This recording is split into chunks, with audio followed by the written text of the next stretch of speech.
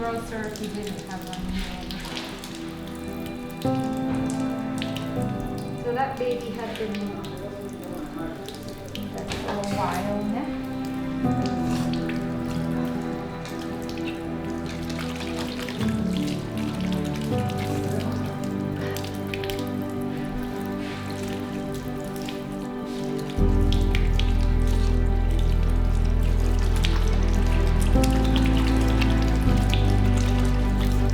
I'm sure I've done this once before, and I've seen that happen once before, but I always forget to get out of the way.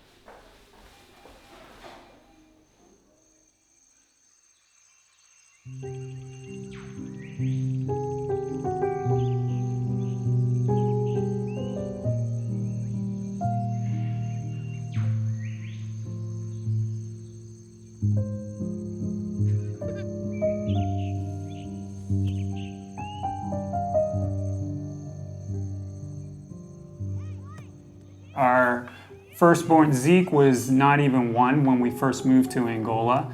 And then the next time we came back, Zeke was just turned 4, and Eliel was 1.5, and Naomi was still several months old.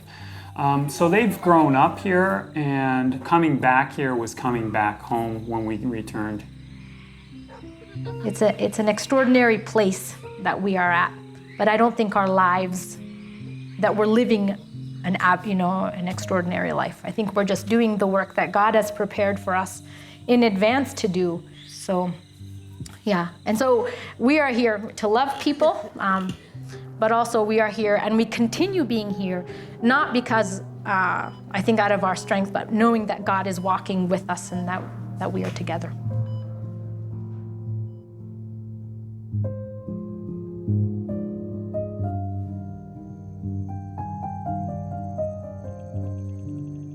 The normal life is just going through life trying to find my own comfort. I would say this is not that. And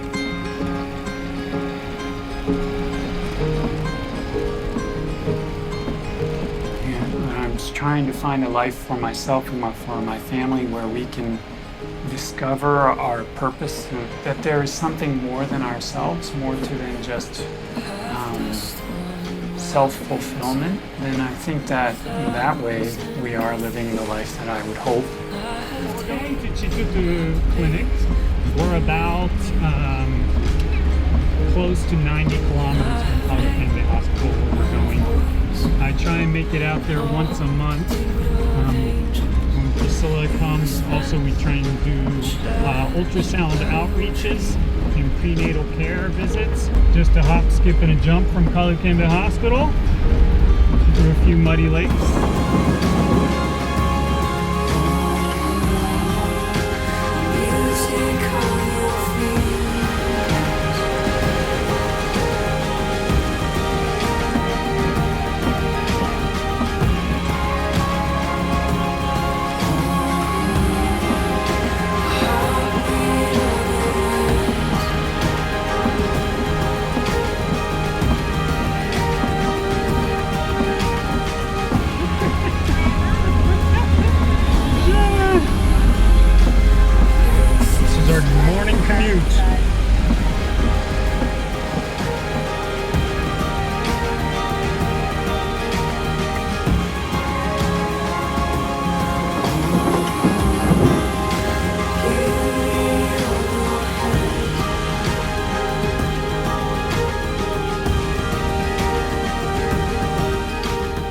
Kalukembe is one of the over 20 clinics that IESA has in a rural area. Most of the clinics that IESA runs are in rural parts of Huila and Benguela provinces, where again the majority of the population also live in rural areas. And it's one of the clinics that I visit, as well as Priscilla sometimes, on a monthly to bi-monthly basis.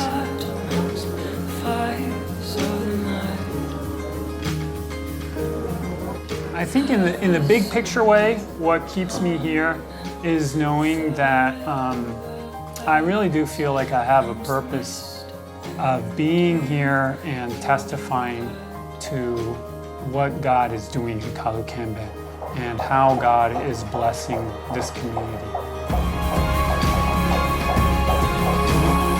I think that we're in an extraordinary place, working with other extraordinary people and doing the work that God has for us. But I think that's what God calls us all to do, wherever it is, you know, whether it's in Philly or here.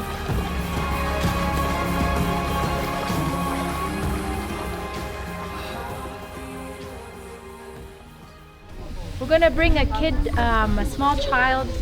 Ele tem quantos anos?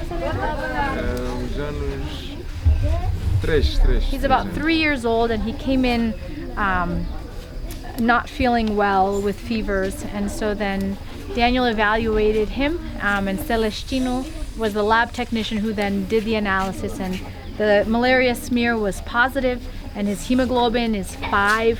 Because of these results and because of the work in this community that our colleagues are doing, we're able to know what the problem with this child is, and then with our ambulance driver to take him to the hospital where he can get treatment.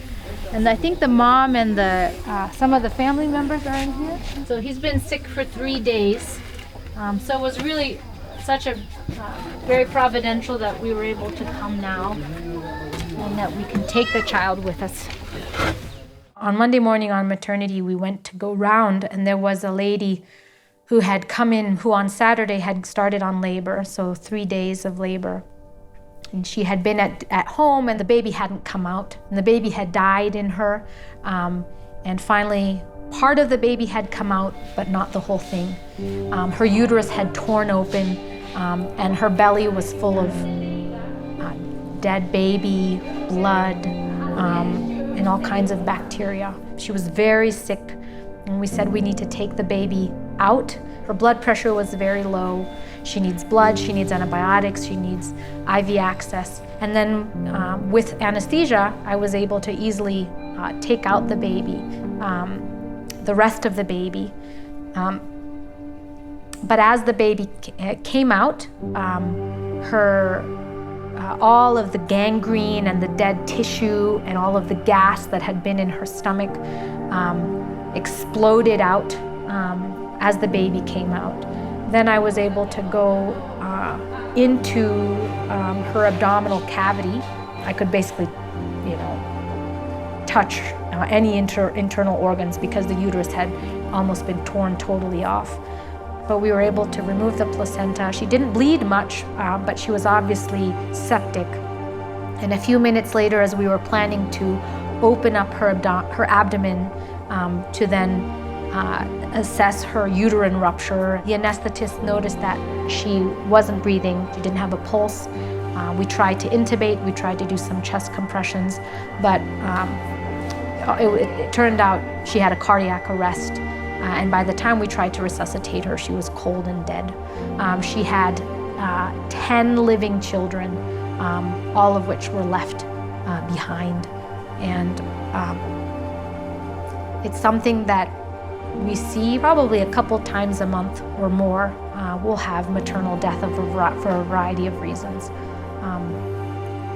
My mom is a family physician, and she had told me a long time ago when I decided to do obstetrics, she's like, it is the happiest, but also the saddest specialty, where you have the most joy and also the most tears. Oftentimes you have a chance to save the baby, and if you don't, then you can try and save the mama. And so we often have still a silver lining in our obstetrical care. It's something tragic, and it's something that We don't want to continue happening now. We don't want to just be here to help resuscitate. We want to be here and prevent these things from happening. These the conditions that we work in and our colleagues work in every day, being limited, in some ways it's harder for us coming from the outside, but we know some things that wouldn't happen where we work in the States. We see many more children dying here than I ever have in my work in the States. There's just many more happy outcomes there, and then here we have more experience with sad outcomes. Our staff do too, and I think that one of the challenges is just fatalism. I think that our colleagues often struggle or live in a way that they think that this is the way it is. I have a hard time seeing that. I have a hard time seeing the world as just this is the way it is. The other hard part is that sometimes we feel like these kinds of cases keep coming like at a fire hydrant in the mouth or in the face kind of pace. And that can be hard to sit back and reflect. Sometimes it's just getting cold about it, or I guess calloused, but also sometimes it can get overwhelming thinking about the cases. Those are hard cases, yeah. Sorry, I'm just thinking about one even, a child who died yesterday, so same kind of thing, you know, delayed, prolonged, waiting at home, whatever conditions, whatever reasons. There was a delay in coming, and by the time I saw the child to transfer him to the ICU, he was too late to get an operation, and he died just within minutes of getting to the intensive care. So, yeah, it's hard. There's no way around it, but it's also one of the reasons why we're here. We want to walk with our patients. We want to meet them where they are in their moment of need, and sometimes it's believing that there will be a good result, and it's also knowing though that there can be bad results too. I think that the part that brings me hope or keeps me going is that I really do believe, and I have to keep thinking about a God who fulfills his promises. We're not expected to carry these burdens on our own shoulders, and I don't pretend like I could. It's good to share things with others and with the community, and to grieve with my wife sometimes. But it's also to take it to my God, who I believe listens about these things. I've never been able to shake the idea of, like, you know, there are people whose voices who haven't been heard and perhaps are outside of the mainstream of society, but yet those are the people that God talks about caring about. I want to see and be with the people he loves too. It's not easy, and I don't think it's always easy for my kids either. It requires reassessment too of what we're doing and why we do what we do. But for now, I think that we're in the right place. I just hope that that would always be a pursuit for our family, and I think it's important to me and to Priscilla as well that our kids are exposed to already living that it's not just a life that's poured into them, but that they can learn how to give of themselves to others. Part of it is just trusting that we are in the right place, knowing that I'm going to make mistakes and make bad decisions for our family too, but I accept that.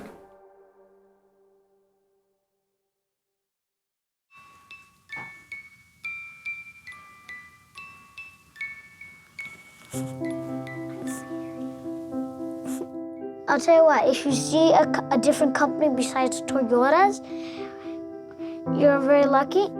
They pick my nose when my mom is not here. Eliel and Ezekiel both like to pick their nose, and now they try to do it in the bathroom. And sometimes he says, I'm not picking my boogers, I'm just scratching it, or I'm just touching it, or it's, blocking my nose, so I'm just clearing out, all of the trash that's in there.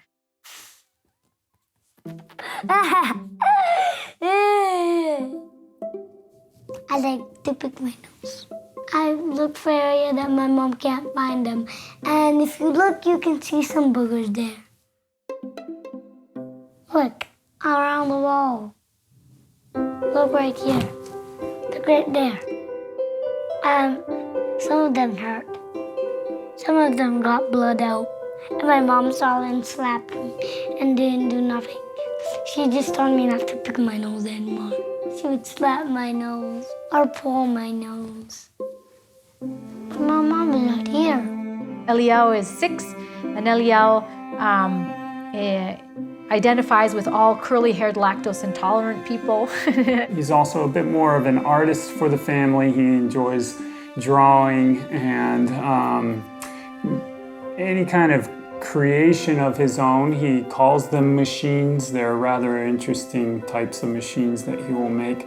They may even be machines that make natural things such as apples. He didn't draw people for the first couple of years, and now he's added them, but they're always these big constructions, and he loves creating things with tape and glue. And when we were in Philadelphia, he would walk the streets with his eyes glued on the sidewalk, looking for sidewalk trash or treasures.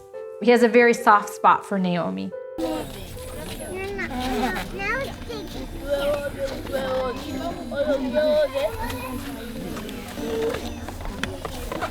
Piggy's out. My name is Naomi, and I'm 5, and I live at Kalukembe, but most of all, I like Philadelphia. And this helps me not be scared on night.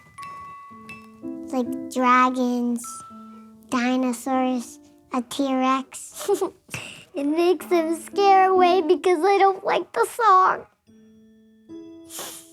And then Naomi is our princess. She loves beauty and loves to pick the flowers around here, and even in Philadelphia, love to look at people's window decorations, Christmas, Halloween, any of those Halloween holidays around South Philly was really special for her. Even in July, she's preparing for Christmas. She will sleep the longest, but as soon as she wakes up, if she's in a good mood, she'll ask, "Is it Christmas yet?" And, "Oh, can we decorate now, please?" Even before breakfast.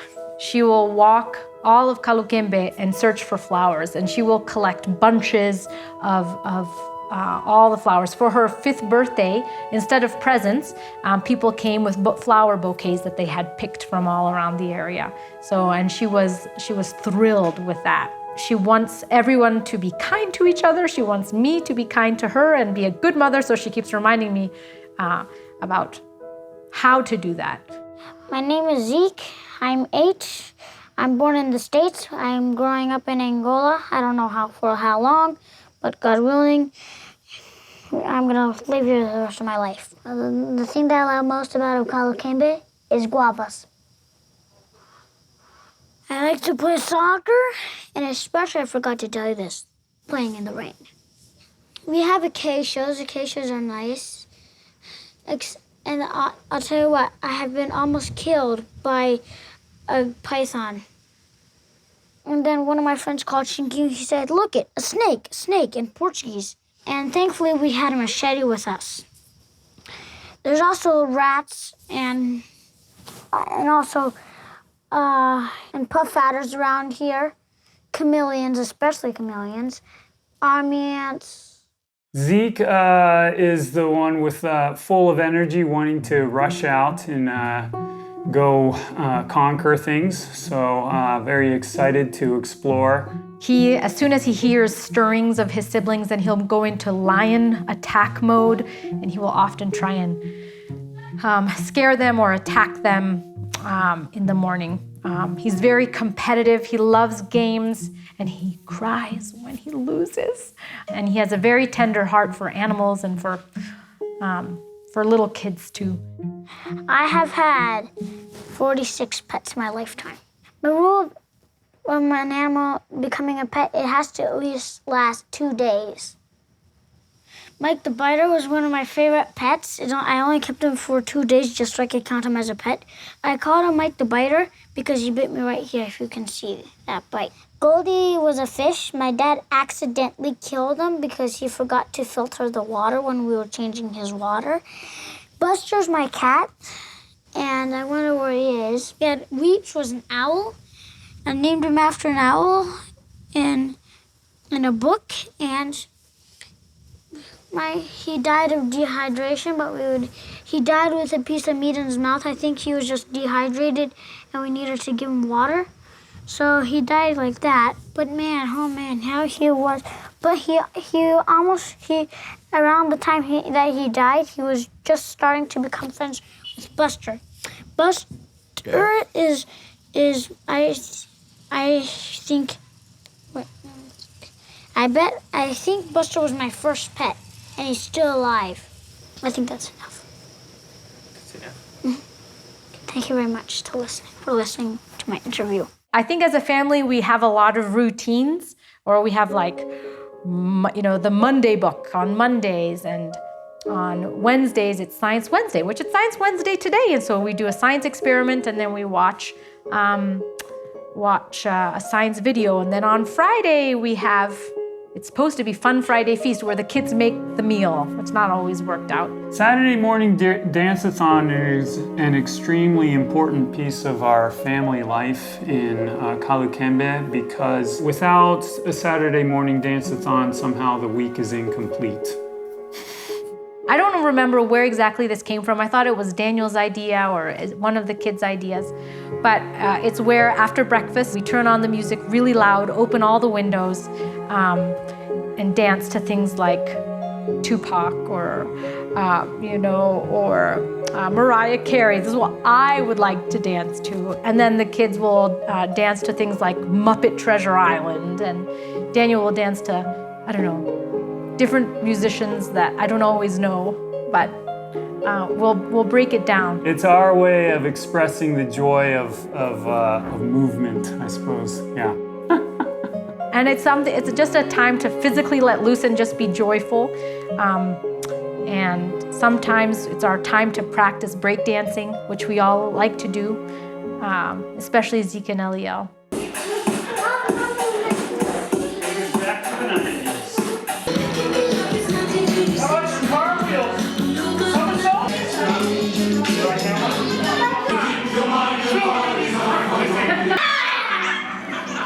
We're still adapting. It's still a process. We are still looked on as the funny-looking people, which we are, being children who naturally enjoy exploring. Meeting other kids has not been any challenge around here where there are many children, and that has been an entry, as it were, an entry into the community. I think one of the really neat opportunities here is that they get to talk to people of all different life experiences, have conversations and ask questions that maybe they wouldn't have in the States. Naomi, for example, whether in Philly or here, she still wants to dress beautifully. She will, for example, last week, she was in her princess dress, in her little high heels. She wears these in Philadelphia and she wears them here. The contrast is she'll wear them to doctor's appointments in the States or shopping. And here she wore the dress to watch the men butcher a goat. And then afterwards, we're going through our anatomy lesson, and she's poking at the heart and the intestines. She's kneeled down gingerly around the intestines, and she's like, "Oh, what is this?" And she's mushing around the intestines. And it's so odd to see her there. But it's exactly who she is. And in some ways, that's one example of how our kids have maintained who they are, but also adapted very naturally to our realities here. I'm so glad to see that they're able to have that they aren't radically changing who they are because of our move here. It's just sort of solidifying and developing who they are.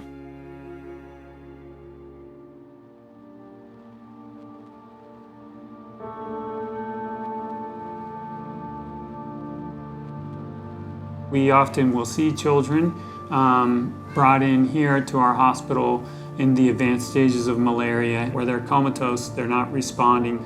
It most profoundly affects kids because they have not been exposed to the parasite in their lives yet, and so children can be very severely affected.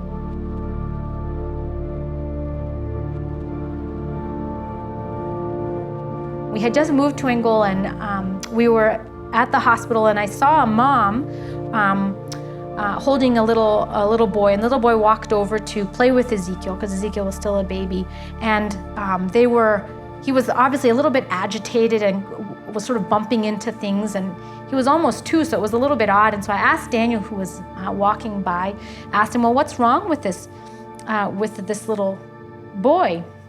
And he said, oh, well, the little boy is blind. He had cerebral malaria and was taken to the central hospital. They treated him, but not completely. And then his malaria worsened, and then he went blind from the malaria. And I had my healthy 2-year-old son and this other little boy, and I started just worrying more about my son and getting frustrated and angry thinking about this child who shouldn't be blind at 2 from malaria, and just wondering, God, why are we here? Do you really, I started having all my fears as a mother, coming down on my heart. What parent, who had a son would ever want their son to go into a difficult place to potentially get hurt, and die? Like, is that something you want from us? And then I went home and, for the next few days was wondering about this child and about my son and what were we doing in a place like this. But he does know what it was and what it is like to have a son who you love so much, who you gave, who went to a place, who was hurt and who died. And then it was for me a comfort, not because I thought that God was asking me to do that for my son, but knowing that I have a God who walks with us in our sufferings and who knew what the suffering of this mother was and who knows what the suffering of the other of our other patients. So it's often very heartbreaking to see. It's something that I often think, well, this is preventable through different public health measures, but we're in a country with many broken pieces to its public health puzzle. Some make it, some don't. And the ones that do pull through, it's always like a real delight and a joy for not just myself, especially for the family. And it's encouragement to just see the parents just looking more at peace and happier as they turn around. So it is pretty dramatic to see a kid who's seizing one day and then maybe a day or 2 later already up, sitting up, eating their breakfast. So yeah, it's a real, I don't know, it's kind of one of the reasons to come into work, right? To be able to see that, hey, there's something that they came for in their hour of need, and we were able to help them and see a good result. Yeah. We don't often take our kids into the ICU. They go to the peds wards or maternity ward. But Ezekiel is 8, and he had asked to come along onto the ICU. And on bed 6, there was Elias, who was a young man who had typhoid and had multiple surgeries for his bowel, for intestinal perforation, and he was wasting away. I was able to give him some peanuts to eat, but that meant that Elias didn't have enough strength to lift up his hands to eat the peanuts. And so then I took it from the baggie, opened the baggie, and put it in his mouth. And Ezekiel did the same thing. So he was able to go to this man's bedside, a man who was clearly dying, and then take some peanuts and put it in his mouth, and then give him some water out of the lid of the bottle, because he didn't have the strength to do that. I hope that seeing things like that and meeting other people will give them a tenderness of heart that maybe they wouldn't otherwise. So, but that's something that I think God has to give them too. But at least we're able to give them opportunities, and they are in places where they can see and think outside and look outside of themselves. So.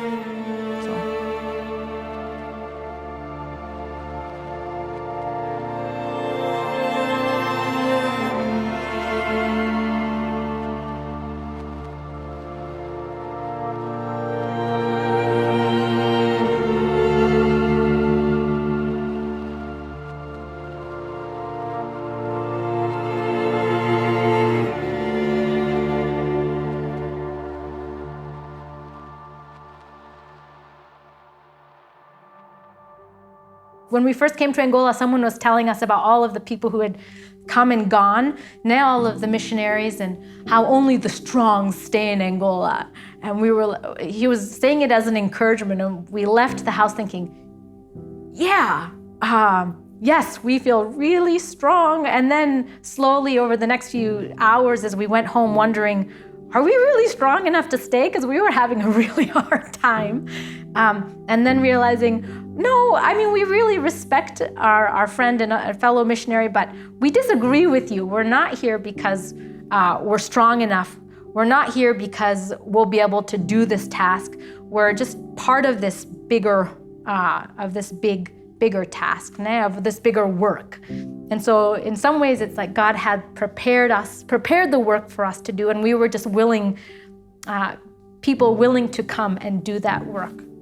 I feel that this is my response of gratitude to be in a place like this. And I think that that's what keeps me going, is I feel that there's something, even if I'm not seeing a good result, that there is a process in my life, and I am still working on things, and I am being worked on. And so as much as I am frustrated that I'm in a broken situation, or I'm dealing with other broken people, that I can be a part, I need to be here to be a part of the process of making things whole and renewing things. And I want to be a part of that. We see a lot of death here, moms, babies, kids, men, women.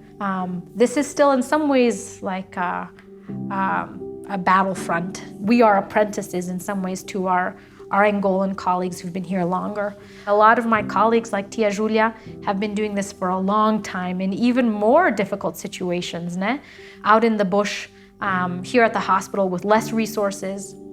Even though I'm taking care of other mothers and babies who are going through a lot and often lose their lives, I thank God that my children are still healthy, so I've not had yet a stab in my own heart for a child that I've nursed. And so I'm not asking for that, but I think that's also helpful for me now as I walk in this through here, is that my children are still healthy, and I thank God for that.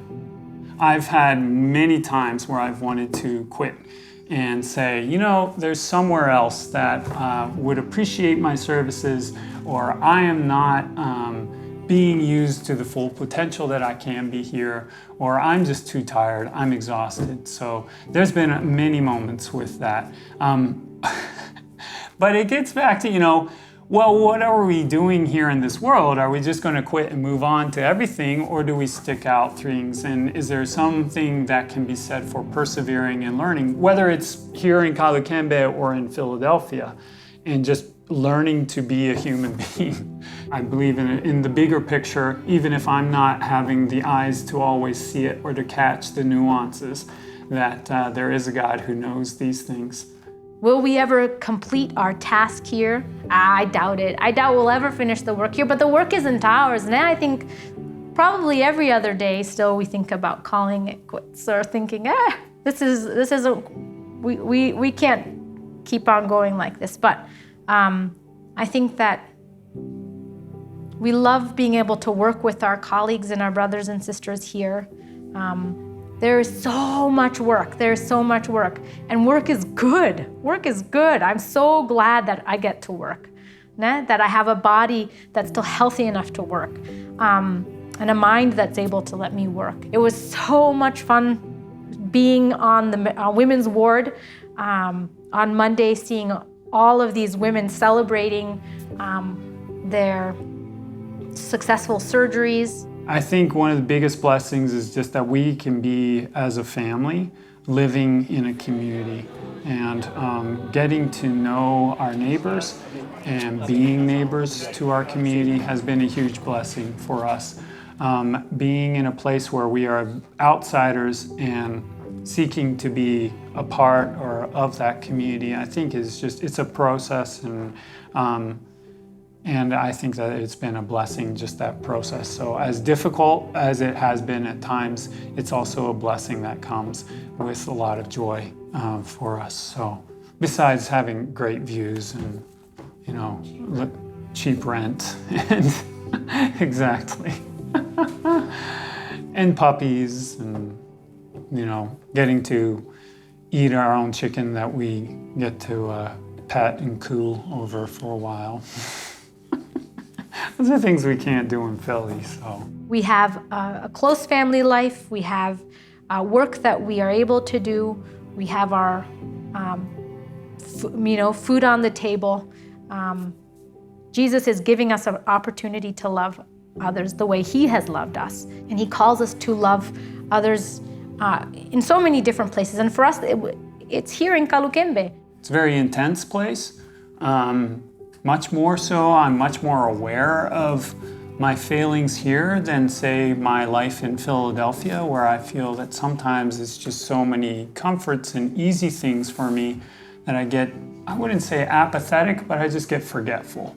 And so here, I think that it's in my face more what are my failings and what are things that I need to work on, both with my kids and with my wife, but also at work with my colleagues, how I treat them, how I talk with them, how I can encourage them, and hopefully see change in them as well. To see that this hospital could be run with integrity.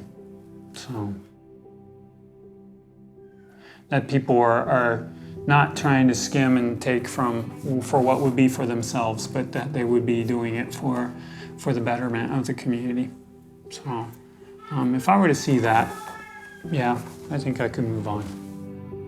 It's a beautiful place. We have so many amazing colleagues and amazing stories until we are called away or circumstances change where we have to prioritize children or health or whatever of our kids. I think we'll stick it out for now, but I don't think we'll finish the work here.